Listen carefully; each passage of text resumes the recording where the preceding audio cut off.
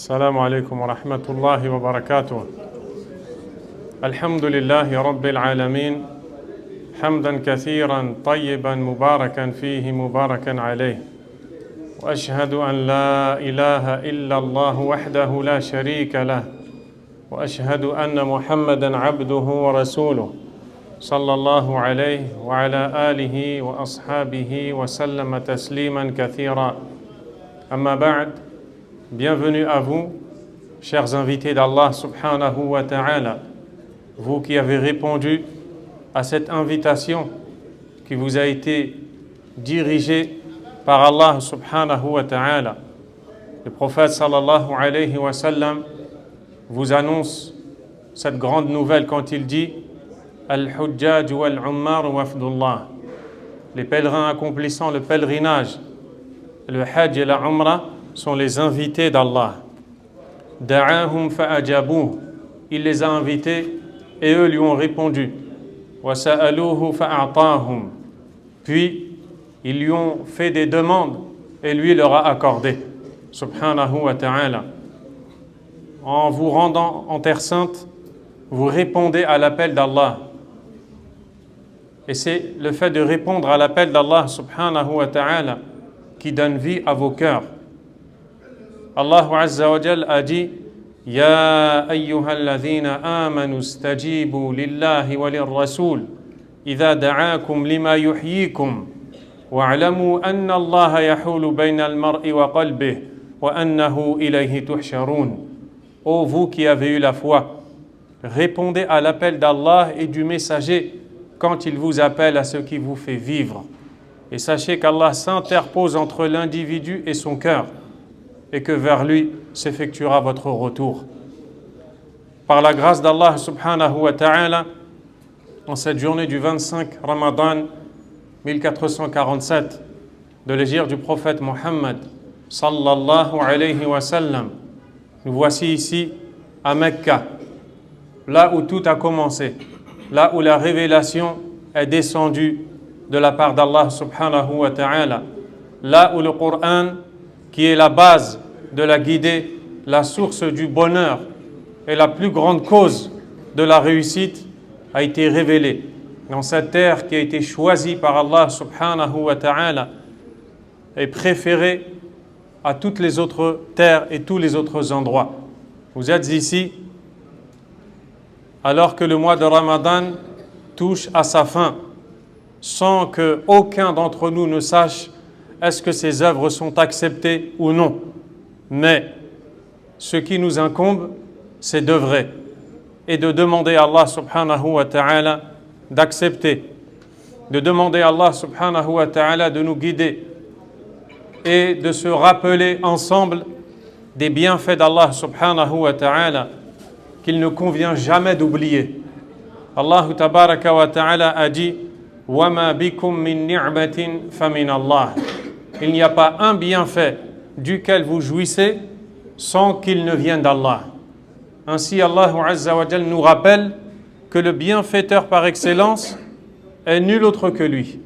C'est lui qui nous a accordé vie, santé, subsistance et avant tout cela, qui nous a accordé le plus grand des bienfaits. Que les milliards de la terre ne suffiraient jamais pour acheter toute la terre et tout ce qu'elle comporte en son sein, les cieux, toutes les créatures, tous les trésors de cette vie, toutes les richesses.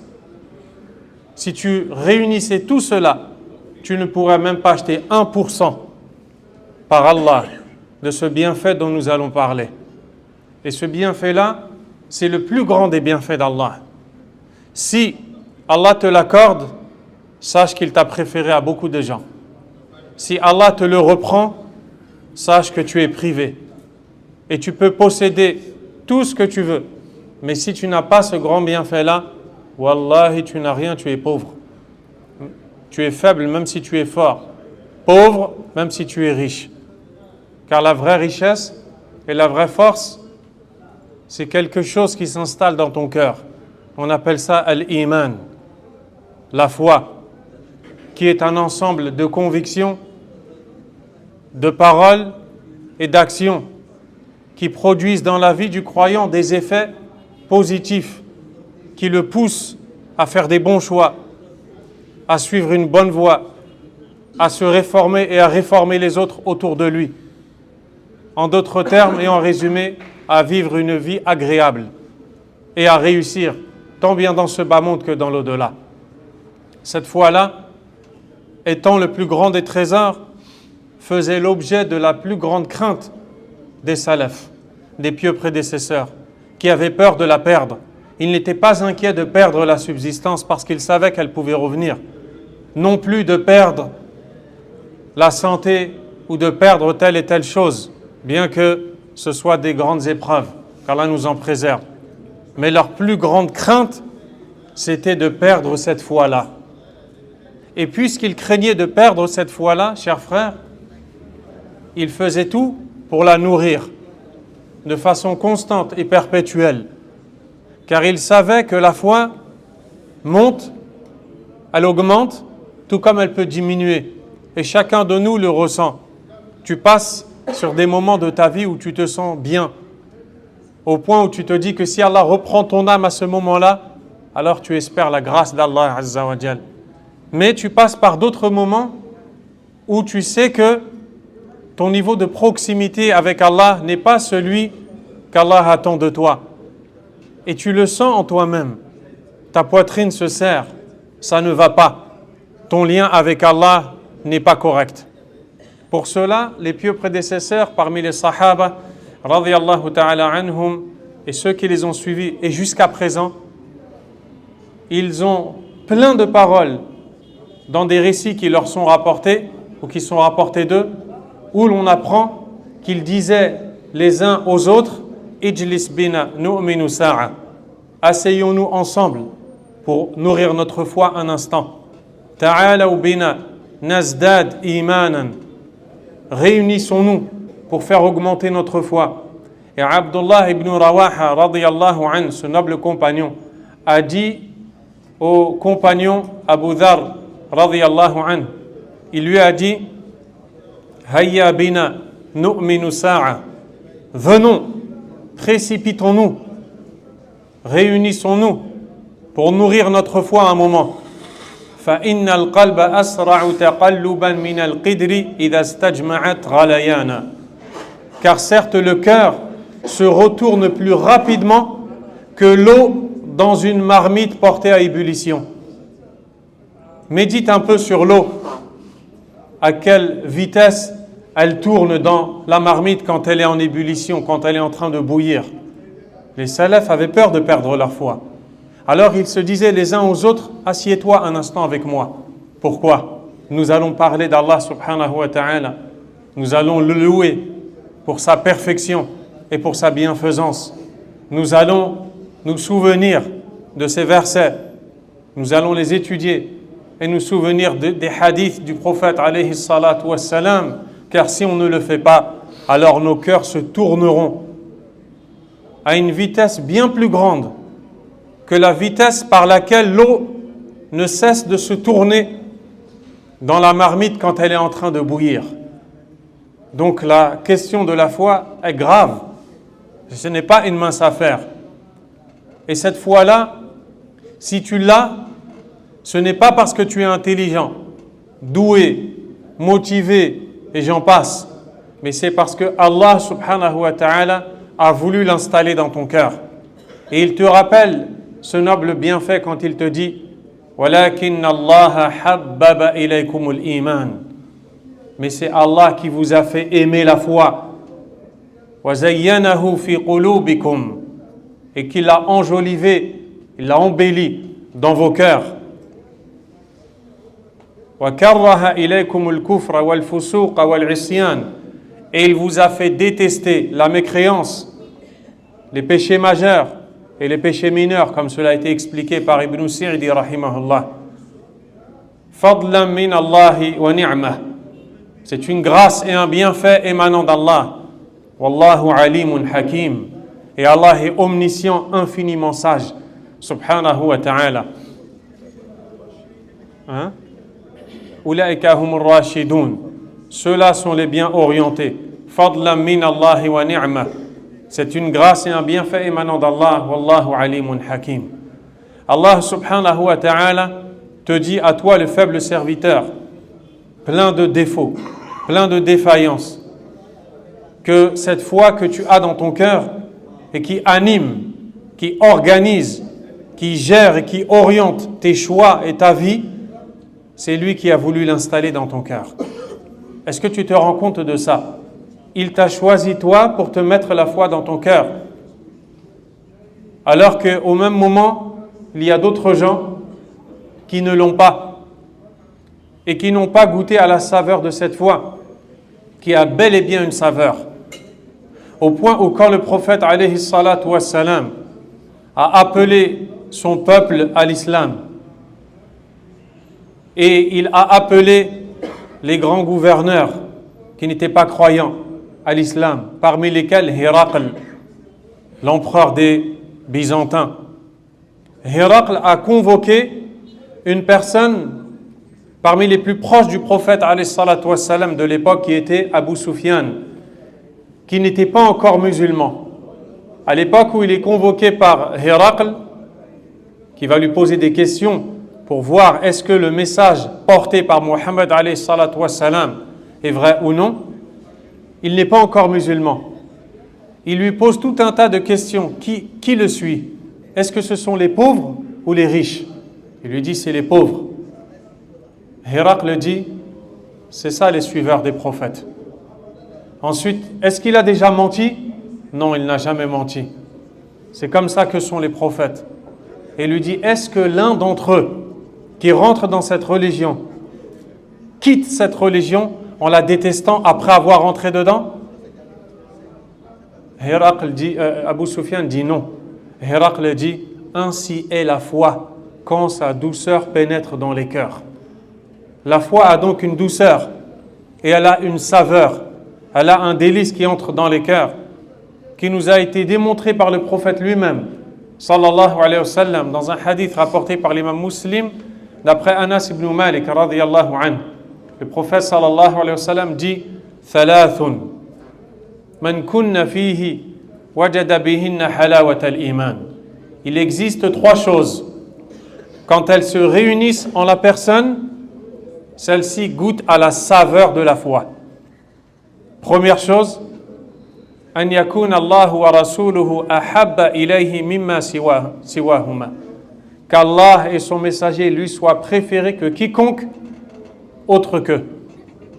Que dans ton cœur, Allah subhanahu wa ta'ala soit ta préoccupation première, celui que tu préfères, et ton prophète après, sallallahu alayhi wa sallam. Sans ça, tu ne goûtes pas la saveur de la foi. Lorsque c'est l'heure de prier, lorsque c'est la date de sortir la zakat, lorsque c'est la date d'aller au pèlerinage à la Mecque, lorsque c'est le moment d'obéir à tes parents, lorsque c'est le temps d'appliquer un des ordres d'Allah subhanahu wa ta'ala, c'est là que tu vas montrer qui est-ce que tu préfères et qu'est-ce que tu préfères. Lorsque tu as le choix entre une transaction dont les bénéfices sont juteux et une transaction qui relève de l'akhira, de l'au-delà, le choix que tu vas faire va prouver ce que tu as dans le cœur comme préférence. Est-ce que c'est Allah que tu préfères subhanahu wa ta'ala et son prophète alayhi salatu wassalam, ou alors les intérêts mondains? Qu'Allah et son messager lui soient plus aimés que quiconque autre qu'eux. La deuxième chose, an yuhibba al-mar'a la yuhibbuhu illa lillah. Qu'il n'aime une personne que pour Allah.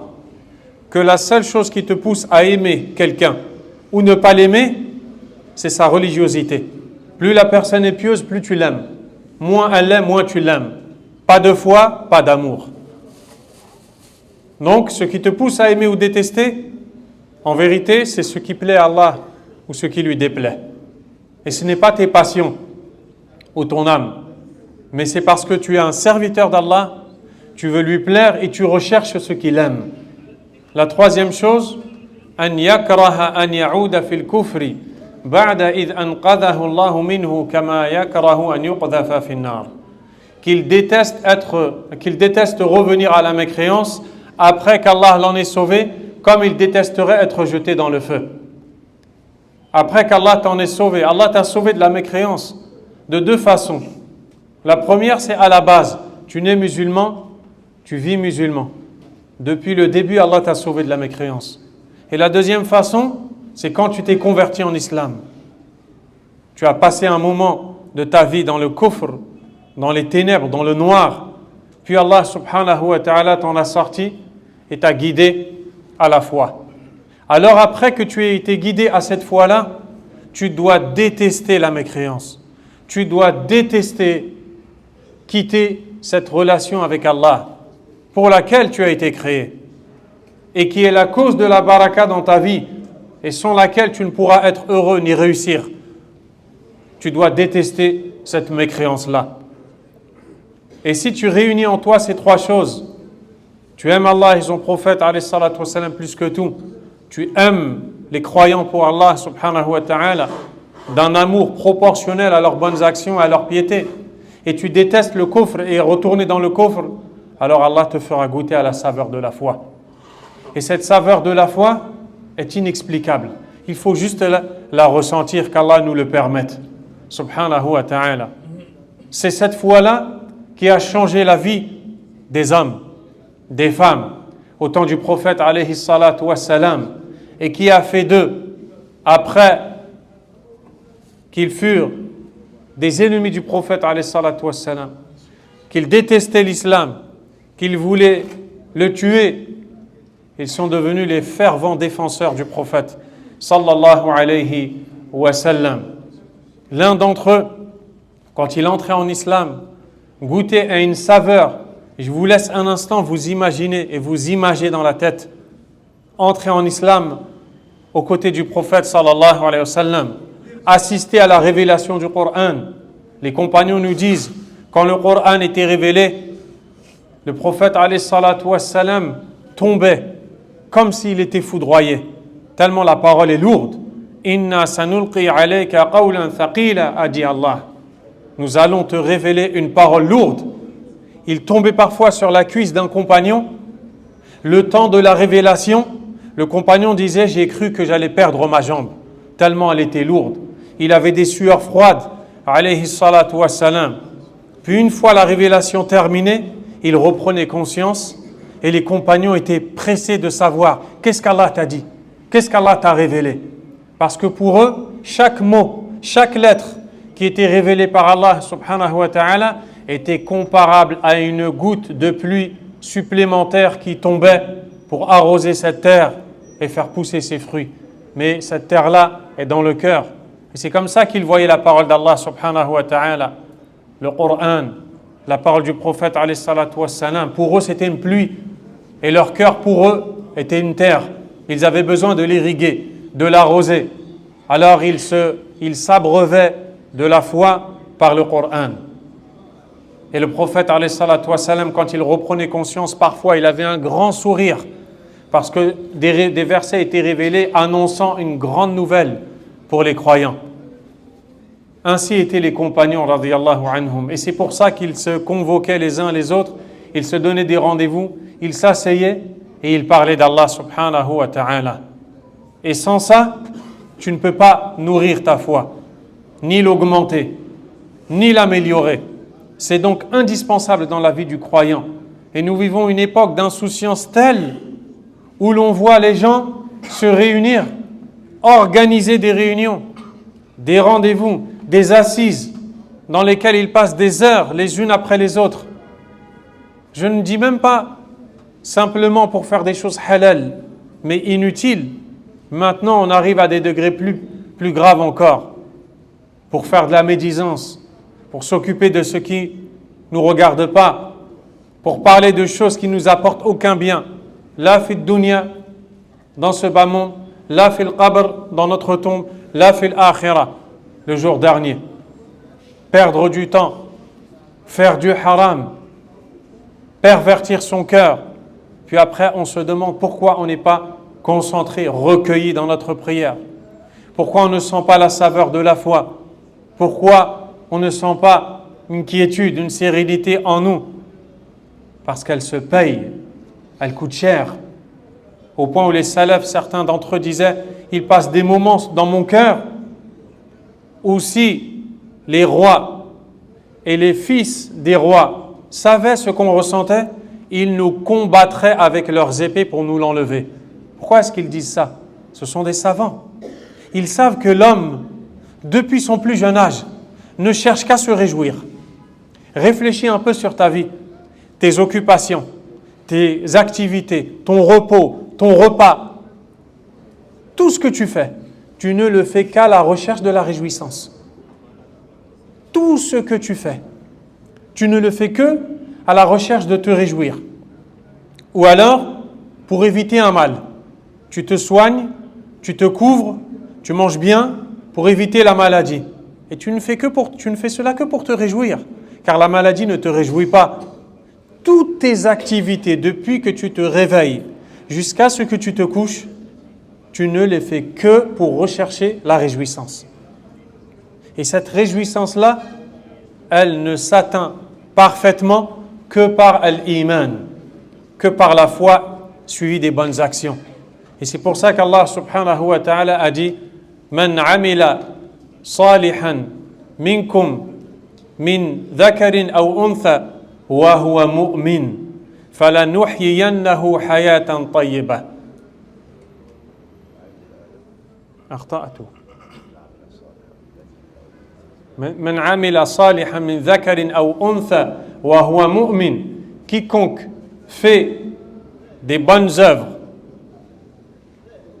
homme ou femme, tout en ayant la foi, وهو مؤمن, c'est la condition, tout en étant croyant, en ayant la foi, فلنحيينه حياة طيبة, nous lui ferons vivre une bonne vie. C'est ça la bonne vie. La vraie bonne vie, c'est que ton cœur soit rempli de iman. C'est que tu connaisses ton Seigneur, subhanahu wa ta'ala, que tu connaisses ton devoir, que tu connaisses ton rôle dans cette vie, ton statut, et que les activités mondaines, externes, ne te distraient pas de cet objectif-là. Allah te fera vivre une bonne vie et t'accordera les récompenses selon les meilleures des actions que tu faisais. Mais cette foi-là, elle ne vient pas comme ça. Cette foi-là, elle vient avec la science. Il n'y a pas, retiens ces 4 choses-là. Il n'y a pas de bonheur sans la foi. Deuxièmement, il n'y a pas de foi sans science. Troisièmement, il n'y a pas de science sans apprentissage. Et il n'y a pas d'apprentissage sans effort. Tout comme tu fais des efforts dans cette vie pour acquérir des biens et autres, à plus forte raison tu dois faire des efforts pour acquérir la foi, pour la nourrir et pour l'agrandir et l'augmenter dans ton cœur. Regarde le prophète alayhi salatu wassalam. Allah subhanahu wa ta'ala lui dit « وَكَذَلِكَ أَوْحَيْنَا إِلَيْكَ nous ruhan min amrina » et ainsi nous t'avons révélé une âme émanant de nous. En parlant du Coran, Allah le décrit comme étant une âme, pour te dire que tout comme ton corps a besoin d'une âme pour vivre, ton cœur a besoin d'une âme pour vivre, et cette âme-là, c'est la révélation d'Allah subhanahu wa ta'ala. Ma kunta tadri mal kitab wala al-iman. Tu ne savais pas ce qu'était le livre, tu n'avais pas de connaissance. Wala al-iman, non plus la foi. Donc c'est Allah qui te l'a enseigné. Il s'agit donc de science. Cette connaissance-là, elle t'amène la foi dans le cœur. Tu ne savais pas ce qu'était le livre, non plus la foi. Walakin ja'alnahu nuran, mais nous en avons fait une lumière. Nahdi bihi man nasha'u min ibadina, par laquelle nous guidons qui nous voulons de nos serviteurs. Wa innaka latahdi ila siratin mustaqim, et tu guides très certainement vers un chemin droit. Ainsi Allah subhanahu wa ta'ala nous enseigne que si tu veux la foi, elle est dans le livre. Et ce livre c'est quoi? c'est le Coran. Et vous êtes dans le mois du Coran, choisi par Allah pour révéler ce livre-là. Le Coran qui contient tout le bien pour toi, dans ton bas monde et dans l'au-delà. Il est tellement triste de voir que ce Coran est délaissé en lecture, en apprentissage, en enseignement, en mise en pratique. On se plaint de soucis, de peines, de difficultés dans nos vies, alors qu'on est détourné du Coran. Lorsque l'on se couche la nuit, on fait des comptes et on est pris par les soucis de cette vie et les problèmes de cette vie qui ne méritent pas qu'on leur accorde une telle importance. Ils prennent toutes nos pensées. On ne fait pas les invocations avant de dormir, ou pas assez, ou si on les fait avec des cœurs distraits. Non plus les invocations du réveil, de avant et après la prière, les invocations quotidiennes. Si on sait qu'il existe des invocations que l'on doit dire en prière, avant, après et ainsi de suite. Pourquoi ? Parce qu'on est trop occupé par ce bas monde. On est trop occupé par ce bas monde-là. Il nous détourne de notre foi. Il nous détourne d'Allah subhanahu wa ta'ala.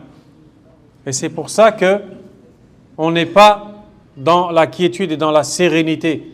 Et Allah subhanahu wa ta'ala a dit « Alladhina amanu wa tatma'innu qulubuhum bi dhikrillah » Ceux qui ont eu la foi et dont les cœurs se sont apaisés par le rappel d'Allah.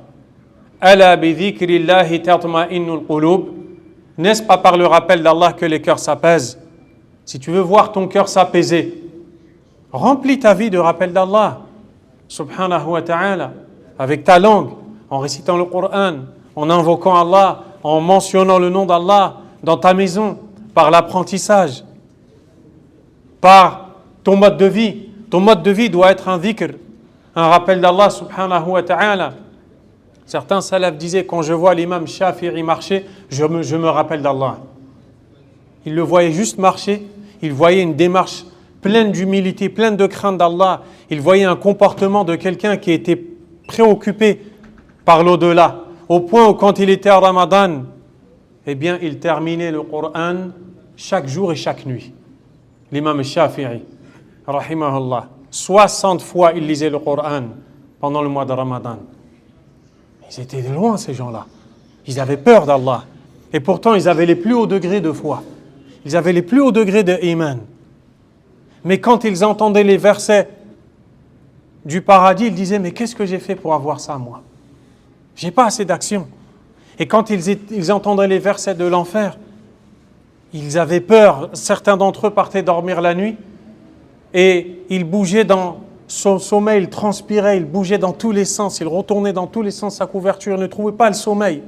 Ensuite, il se levait, il allait faire les ablutions, puis il allait faire 2 rak'as, et en soujoud, en prosternation, il disait « Oh Allah, l'enfer m'empêche de dormir. » Et nous, on est là, et on dirait que l'enfer, ça ne nous concerne pas. Que le jugement, où on va arriver nus, pieds nus, incirconcis, avec tous nos péchés, on n'est pas concerné par ça. On est concerné par autre chose. Eux, ils étaient pris par l'iman, au point où l'un d'entre eux, avant de mourir, il commençait à pleurer. On lui disait, mais pourquoi tu pleures ? Tu pleures par tes péchés ? Tu pleures à cause de tes péchés ? Il dit, non, mes péchés pour moi, c'est comme ça, c'est insignifiant. J'ai peur qu'on m'enlève le iman avant que je sorte de ce bas monde. J'ai peur de perdre la foi avant de sortir de ce bas monde. Parce qu'ils savent, comme l'a dit l'imam Ibn al-Qayyim rahimahullah ta'ala, que le jour dernier, si tu viens avec des péchés, mais tu viens avec le tawhid, tu viens avec l'iman, il dit as-sayyi'atu kathira wa ad-dafi'u laha qawi. Les péchés sont nombreux, mais l'arme qui va les repousser est tellement forte. Et c'est l'iman. Et c'est pour ça qu'Allah subhanahu wa ta'ala a dit Ya ibn Adam, ô fils d'Adam, law ataytani bi qurabil ardi khataya. Si tu venais à moi, c'est-à-dire le jour dernier, avec autant de péchés que la terre peut en contenir, Imagine-toi la terre dans sa vasteté, remplie de tes péchés, au point de remplir toute la terre. Si tu venais à moi avec autant de péchés que la terre peut en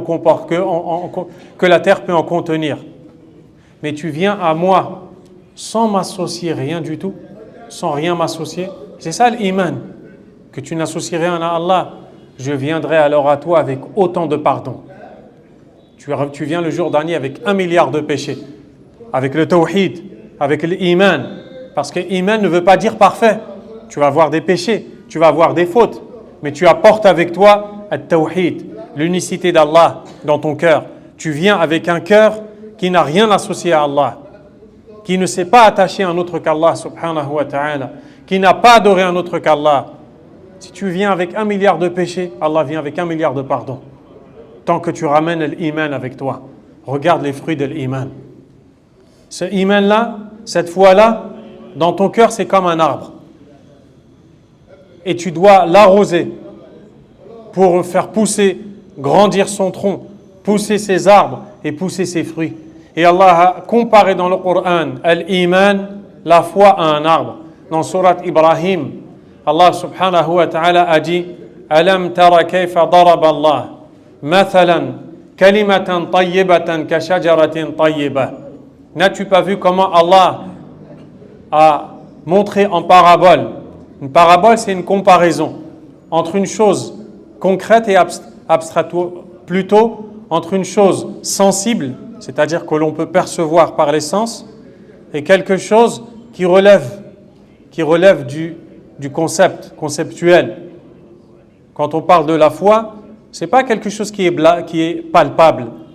Donc, pour nous faire comprendre la foi, il va nous parler, subhanahu wa ta'ala, de quelque chose que l'on peut percevoir par les sens. N'as-tu pas vu comment Allah propose en parabole une bonne parole, qui est la parole La ilaha illallah, la parole de la foi, qui est semblable à un bel arbre, asluha thabit, dont les racines sont ancrées au sol, solides, wa far'uha fis sama, et les branches s'élancent vers le ciel, tu'ti ukulaha kulla hinin bi idni rabbiha. Cet arbre-là produit ses fruits à chaque moment par la permission de son Seigneur. Dans ce verset-là, Allah nous parle de l'arbre de la foi dans le cœur du croyant, qui est arrosé par le tawhid, par l'unicité d'Allah et par la connaissance de l'unicité d'Allah subhanahu wa ta'ala. Et plus tu arroses cet arbre-là par la foi en Allah et sa connaissance, plus il grandit, plus les branches poussent et plus il donne des fruits. Mais ce n'est pas comme un arbre qui donne des fruits à une saison précise. Il donne des fruits à chaque moment. Il donne des fruits à chaque moment. Cet arbre-là, il n'y a pas de saison. C'est à chaque moment. Et le prophète alayhi salatu wassalam a dit un jour à ses compagnons, Inna mina shajari shajaratan la yasqutu waraquha. Haddithuni mahi. Il y a parmi les arbres un arbre dont les feuilles ne tombent pas. Parlez-moi-en. De quel arbre il s'agit? Les compagnons ont commencé à répondre les uns après les autres. Tel arbre? Non. Tel arbre au messager d'Allah? Non. Tel arbre au messager d'Allah? Non. Quand ils n'ont pas répondu, le prophète alayhi salatu wassalam leur dit, c'est le palmier. Et c'est de cet arbre-là dont il parle dans le Coran subhanahu wa ta'ala. Quand il compare la belle parole à un bel arbre, c'est-à-dire au palmier. Car le palmier est le meilleur des arbres. C'est la preuve qui est dans le Coran et dans la Sunna. Le palmier est le meilleur des arbres. Tout est utile dans le palmier. Tu peux manger du palmier. Tu peux utiliser ses troncs, ses feuilles, ses branches. Tout est utilisable dans le palmier. C'est un arbre béni. Et si tu médites sur cet arbre-là, il est fortement ancré au sol. Ainsi est la foi dans le cœur du croyant. Elle doit être fortement ancrée. Le tronc ne bouge pas, il est inébranlable. C'est ainsi que doit être la foi du croyant. Et ces branches, elles montent vers le ciel. Et c'est comme ça que le croyant est. Toutes ces bonnes actions montent vers Allah subhanahu wa ta'ala. Le palmier ne nuit à personne parce que ses feuilles ne tombent pas. Les feuilles du palmier, elles ne tombent pas. Pareil pour le croyant, il ne nuit à personne. Et en plus de ça, le palmier te nourrit. Pareil pour le croyant, il nourrit son cœur et il nourrit les autres par le nom d'Allah subhanahu wa ta'ala. C'est pour ça qu'Allah l'a comparé la foi au palmier. Et donc, on doit toujours se poser la question, comment nourrir notre foi? Comment augmenter notre foi? Comment se fait-il qu'on ne se pose pas cette question et qu'on se contente de prier, de jeûner physiquement seulement? Alors que, comme l'a dit l'imam Ibn Taymiyyah, rahimahullah, tous les ordres donnés par Allah subhanahu wa ta'ala concernent avant tout le cœur. C'est-à-dire que quand Allah t'ordonne de prier, il a ordonné à ton cœur de prier avant tout. Quand Allah t'a ordonné de jeûner, il a ordonné à ton cœur de jeûner avant tout. Quand Allah t'a ordonné de payer la zakat, c'est ton cœur qui paye la zakat avant tout.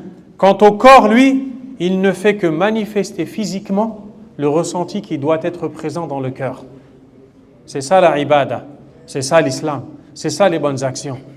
C'est pour ça que l'imam Ibn al-Uthaymin, rahimahullah, a été interrogé, il a dit, si vous me posez la question de savoir quelle est la définition du jeûne, vous allez certes vous étonner si je vous dis qu'il ne s'agit pas de ne pas manger, de ne pas boire et de ne pas avoir de rapport.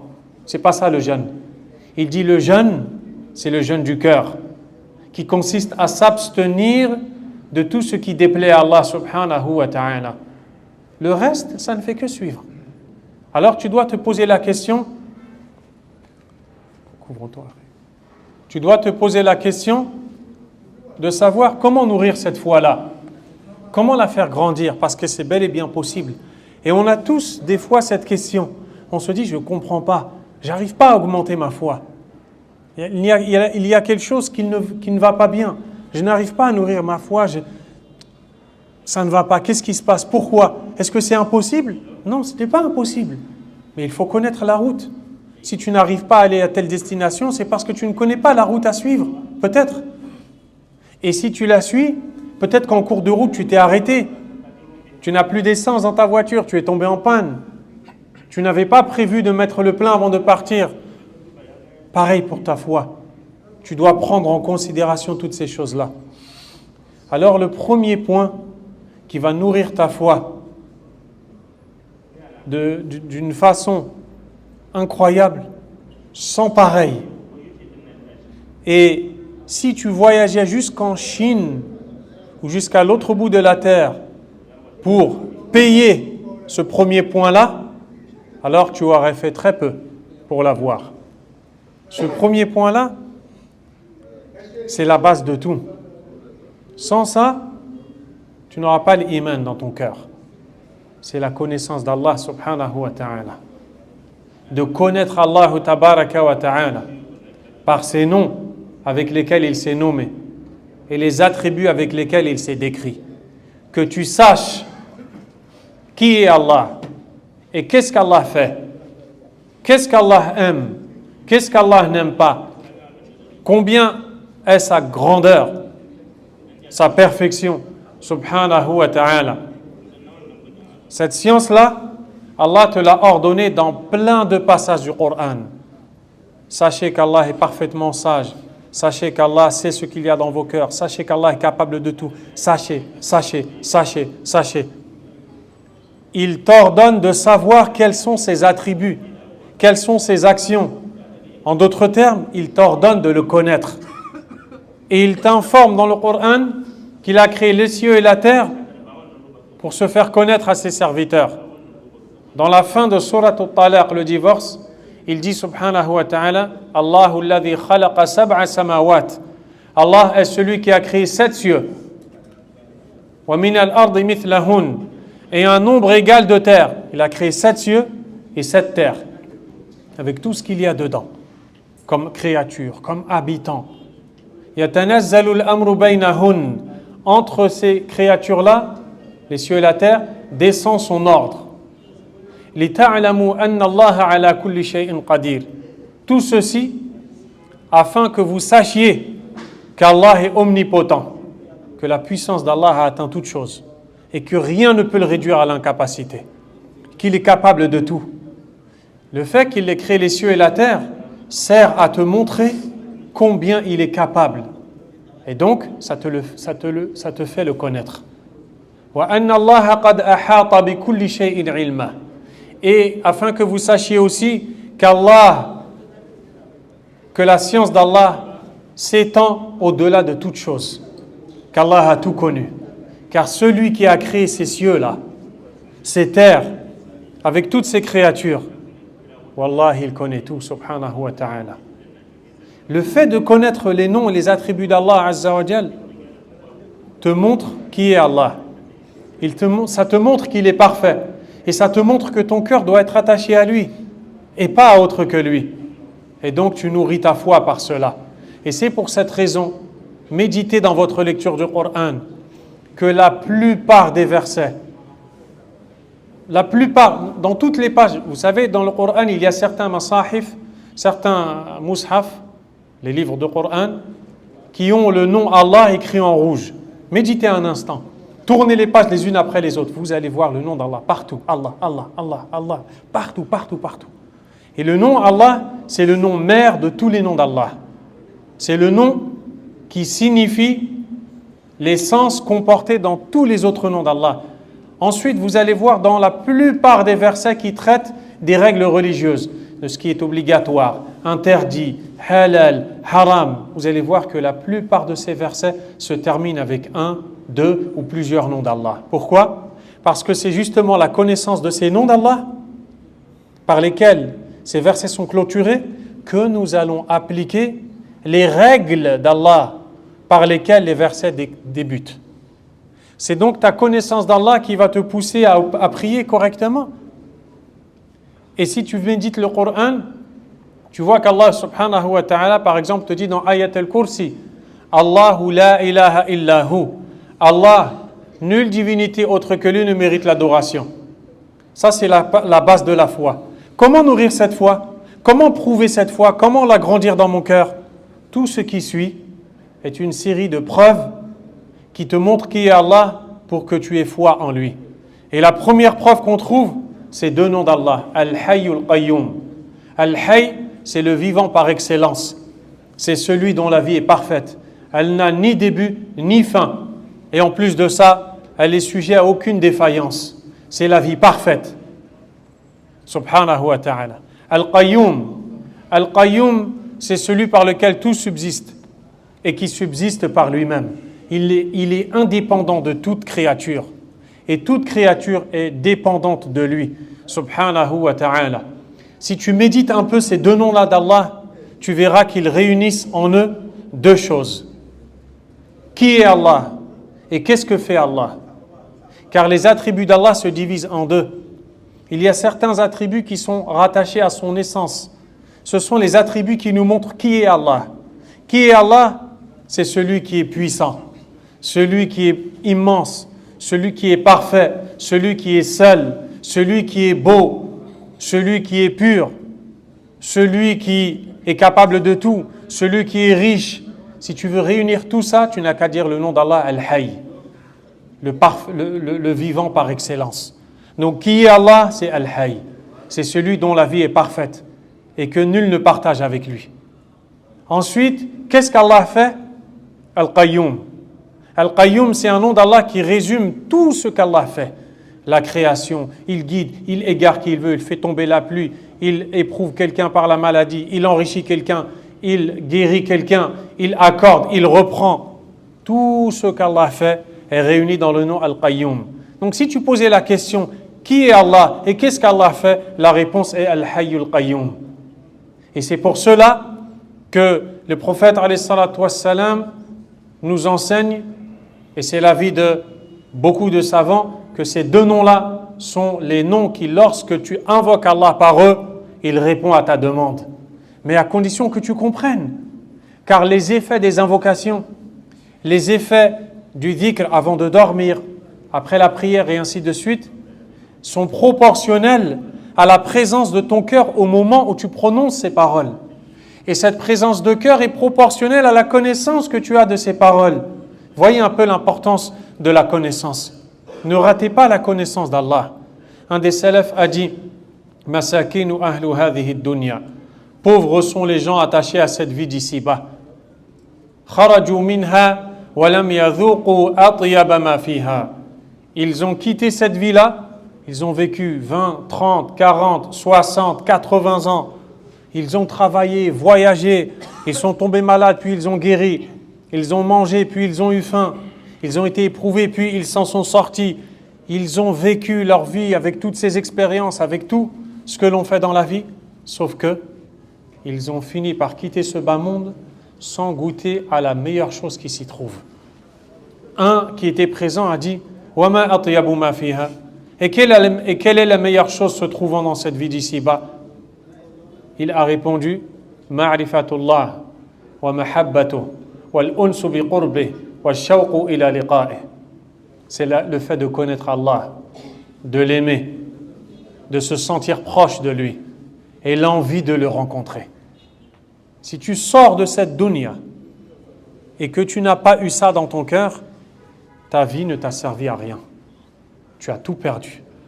Si tu quittes cette dunya, si tu quittes cette vie sans avoir connu Allah subhanahu wa ta'ala, alors que tu as réuni en toi toutes les sciences profanes, tu connais les sciences de la dunya, tu es capable de les énumérer, tu as brillé, tu as excellé, et tu ne connais pas Allah, ça ne t'a servi à rien de connaître cette dunya.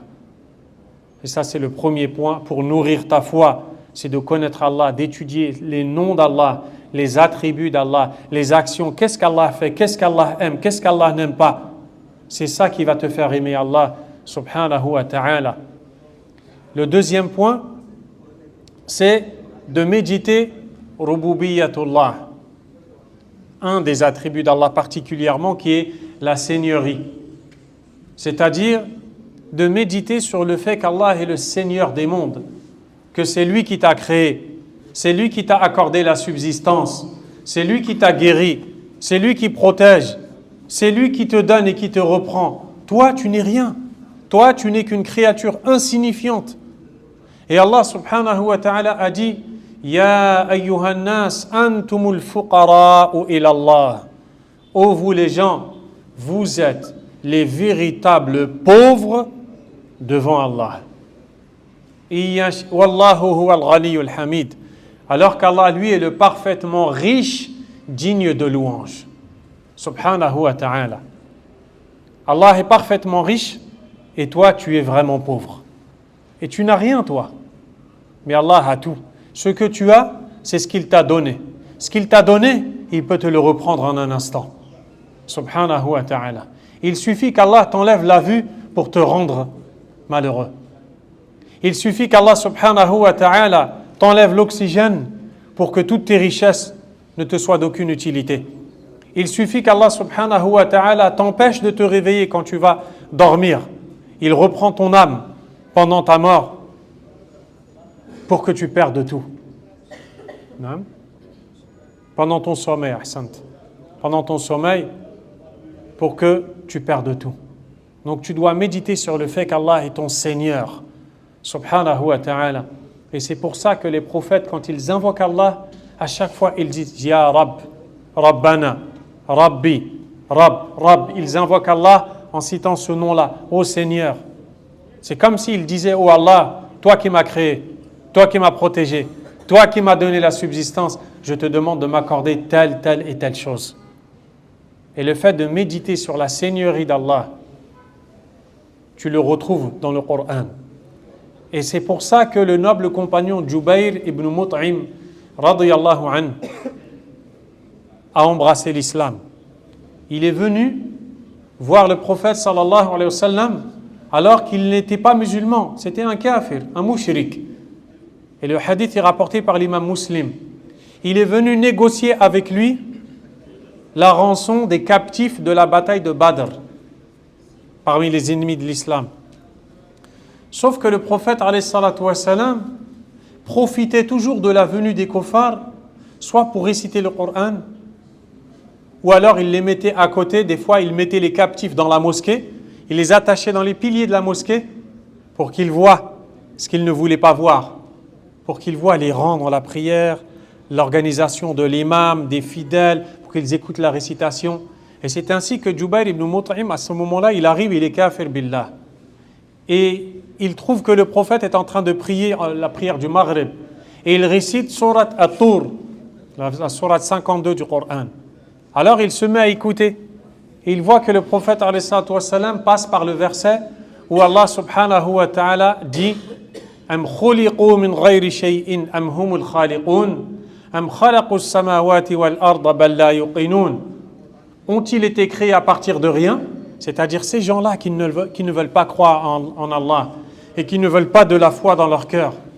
Dis-leur, rappelle-leur ça. Rappelle-leur la seigneurie d'Allah. Ont-ils été créés à partir de rien? Ou sont-ils leurs propres créateurs? Ont-ils créé les cieux et la terre? Ou vraiment ils ne sont pas certains? Il entend ce verset-là et il dit Kada qalbi an yatir wa dhalika awwalu ma waqara al-iman fi qalbi. À ce moment-là, il s'en fallait de peu pour mon cœur qu'il s'envole. Et c'est à ce moment-là que la foi a pénétré mon cœur. À quel moment? Au moment où il a écouté le verset où Allah parle de la seigneurie. Et Allah te dit, as-tu été créé à partir de rien? Ou alors c'est toi qui t'es créé tout seul? Ça, c'est une réalité qui te marque. Tu te souviens tout de suite. En fait, je ne suis rien, moi. Moi, je ne me suis pas créé. Je ne peux rien faire. Et si Allah en décide, eh bien, il m'arrivera ce qu'il va décider. Le fait de méditer ça te pousse vers la foi. Je ne suis personne. Je ne peux que me soumettre à Allah, subhanahu wa ta'ala. Le troisième moyen de nourrir ta foi, chers musulmans, chères musulmanes, c'est de méditer sur les bienfaits d'Allah. Regarde comment Allah t'a comblé, comment il t'a honoré. Il t'a favorisé à beaucoup de gens. Tu manges jusqu'à être rassasié. Tu bois jusqu'à t'abreuver pleinement. Tu as un toit. Tu as une famille qui t'entoure. Tu vis en sécurité. Tu jouis des bienfaits d'Allah. Tu as une activité, une rentrée, et ainsi de suite. Ya akhi, cher musulman, tu crois que ça vient de toi, ça? Tu crois que tu as ça parce que tu es intelligent? Tu crois que tu as ça parce que tu es capable, parce que tu as du temps libre, ou parce que tu as voulu faire et c'est venu comme ça? Wallahi wa billahi wa tallahi al-azim. Si tu l'as, ce bienfait-là, ce n'est que parce qu'Allah a écrit 50 000 ans avant d'avoir créé les cieux et la terre que tu devais avoir ce bienfait-là. Il a donc voulu te l'accorder. Et tout comme il a voulu te l'accorder, il est capable de vouloir te l'enlever. Donc le fait de méditer sur le bienfait, de te dire, tous ces gens-là qui sont dans la détresse, Allah m'a épargné, subhanahu wa ta'ala. Regarde le grand bienfait du din, qui est la base de tout. C'est le plus grand des bienfaits d'Allah, sur lequel tu dois méditer. L'islam, c'est le chemin du paradis. Si tu es musulman, ça veut dire qu'Allah a voulu te mener au chemin qui conduit au paradis. Et plus tu augmentes ta foi, plus ça montre qu'Allah veut t'emmener au paradis. Et ça, c'est le plus grand des bienfaits d'Allah. Il t'a comblé par le meilleur des bienfaits. Tu vis avec un mode de vie qui est animé par la connaissance d'Allah, par les ordres et les interdits d'Allah. C'est ça qui te nourrit, c'est ça qui t'organise, c'est ça qui t'oriente. Regarde comment ceux qui ne croient pas en Allah vivent comme des animaux. وَالَّذِينَ كَفَرُوا يَأْكُلُونَ وَيَتَمَتَّعُونَ كَمَا تَأْكُلُ الْأَنْعَامُ وَالنَّارُ مَثْوًى لَهُمْ. Et ceux qui ont mécru mangent et jouissent comme les bestiaux mangent. Et au final, c'est le feu qui sera leur demeure. Tu vois des fois des gens qui ont vécu des années, des dizaines d'années à côté de la vérité. Loin de la vérité. Toute une vie comme ça, dans le kufr billah, subhanahu wa ta'ala. Une vie complètement malheureuse, sans véritable objectif. Et en plus de cela, cette personne-là meurt dans ce kufr. Et ce qui l'attend devant Allah subhanahu wa ta'ala, wallahi, c'est bien pire encore. Et toi, Allah t'a épargné de ça. Il t'a choisi pour être un musulman, pour être un croyant. Et il t'a accordé plein de facilités, plein de bienfaits. Vas-tu être reconnaissant? Ya ayyuhal insanu ma gharraka bi rabbikal karim. Ô toi l'homme, qu'est-ce qui t'a trompé concernant ton noble Seigneur? Te dit Allah subhanahu wa ta'ala. Qu'est-ce qui t'a trompé concernant ton noble Seigneur? Alladhi khalaqaka fasawwaka fa'adalak. Fi ayyi suratin ma sha'a rakabak. Celui qui t'a créé, qui t'a façonné et qui t'a donné cette image-là que tu as. Qu'est-ce qui t'a trompé? Pourquoi tu as délaissé ta salat? Pourquoi tu l'as négligé? Pourquoi tu as vécu dans le haram? Pourquoi tu manges le haram? Qu'est-ce qui t'a trompé d'Allah? Pourquoi tu hésites à répondre à ses ordres? Qu'est-ce qui t'a trompé d'Allah? Pourquoi tu ne délaisses pas ses interdits? Qu'est-ce qui t'a trompé concernant Allah subhanahu wa ta'ala? Ya ayyuhan nas, inna wa'dallahi haqq. Ô vous les gens, la promesse d'Allah est vérité. Fala yaghurrannakum al-hayatu ad-dunya wa la yaghurrannakum billahi al-gharur. Que la vie d'ici-bas ne vous trompe pas et que le grand trompeur c'est Iblis, qu'il ne vous trompe pas non plus. Qu'Allah nous en préserve. Ainsi, si tu médites les noms d'Allah, les attributs d'Allah, la seigneurie d'Allah, si tu te rappelles des bienfaits d'Allah, subhanahu wa ta'ala, tu vas nourrir ta foi. Il faut que tu apprennes ta religion. Il faut que tu profites de ce genre de voyage pour en faire un moment de réforme. Il faut arrêter de vivre dans une routine qui te détruit. À telle heure, puis à telle heure, puis à telle heure, et demain la même chose, et après-demain la même chose, et après-demain la même chose. Et à cause de cette routine, tu dis, Inch'Allah, quand j'aurai un moment, je vais faire telle chose. Inch'Allah, quand j'aurai le temps, je vais améliorer telle chose. Puis au final, tu ne le fais pas. Tu ne le fais pas. Donc, craignons Allah subhanahu wa ta'ala et nourrissons notre foi.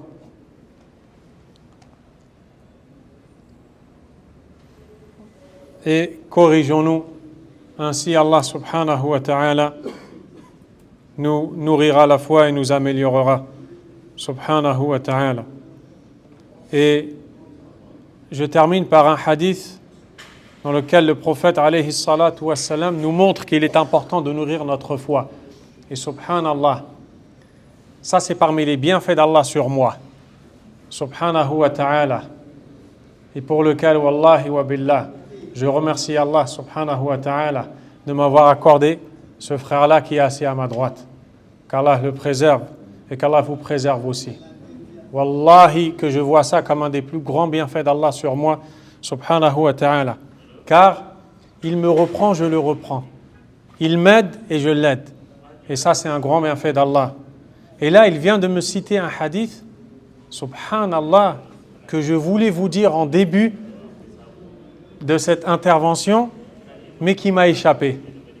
Mais Allah m'a ramené cette créature à côté de moi, qui me l'a rappelé, qu'Allah l'élève en degrés et qu'Allah lui accorde le paradis. Dans lequel le prophète sallallahu alayhi wa sallam a dit « Innal imana la yakhlaqu fi jawfi ahadikum kama yakhlaqu thawb » Certes, la foi s'use dans la poitrine de l'un d'entre vous comme le vêtement s'use.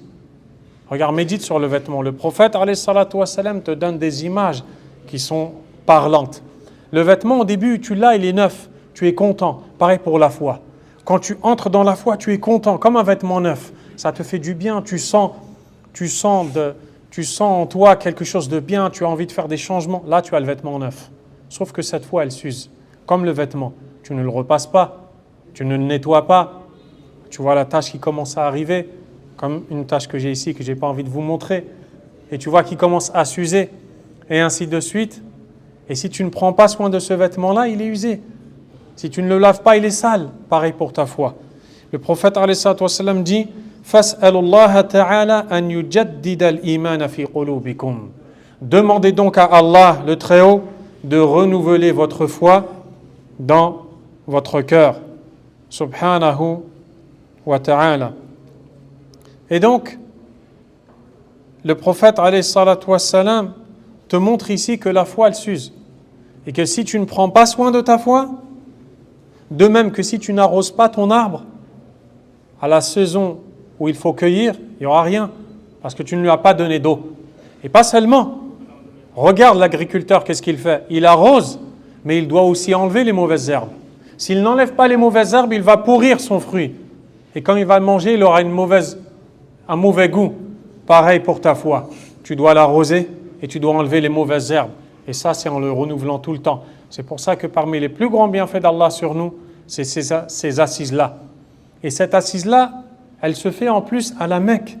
Allah Azza wa Jal, il t'a amené toi du Maroc, d'Algérie, de France, du Cameroun, du Niger, du Sénégal, du Mali. Et on s'est tous réunis ici pour une seule et même raison. Pour parler d'Allah subhanahu wa ta'ala. Nas'alullah azza wa jal bi asma'ihi al-husna wa sifatihi al-ula. Nous invoquons Allah par ses noms les plus beaux, par ses attributs les plus parfaits. An yudkhilana jannata, qu'il nous fasse entrer dans son paradis. Allahumma ya muqallib al-qulubi thabbit qulubana ala dinik. Allahumma thabbitna ala al-iman. Oh Allah, maintiens nos cœurs dans ta religion et dans la foi. Allahumma aslih lana dinana alladhi huwa ismatu amrina. Oh Allah, réforme notre religion. Wa aslih lana dunyana allati fiha ma'ashuna. Réforme notre vie ici-bas. Wa aslih lana akhiratana allati fiha ma'aduna. Réforme l'au-delà dans lequel s'effectuera notre retour. Waj'al al-hayata ziyadatan lana fi kulli khayr. Et fais que cette vie soit pour nous une augmentation dans tout bien. وَجَعَلِ الْمَوْتَ رَاحَةً لَنَا مِنْ كُلِّ شَرٍ. Et fait que la mort soit pour nous un repos de tout mal.